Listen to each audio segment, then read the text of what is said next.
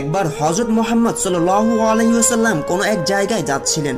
এমন সময় ওনাকে পেছন থেকে কেউ একজন ডাকলো, ইয়া রাসূলুল্লাহ।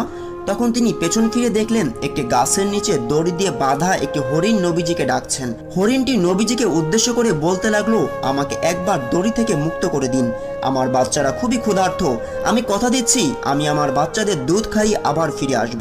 তখন নবীজি হরিণটিকে মুক্ত করে দিলেন, আর তিনি উক্ত গাছের নিচে হরিণের জিম্মাদার হয়ে বসে থাকলেন।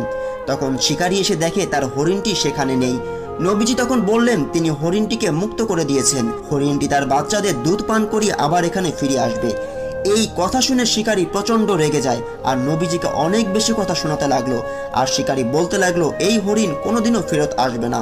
ঠিক তখনই শিকারী দেখতে পেল সেই হরিণটি তাদের কাছে আসছে, সাথে হরিণটির বাচ্চারাও ছিল। এই দৃশ্য দেখে শিকারী সাথে সাথে কালেমা পড়ে মুসলমান হয়ে গেল।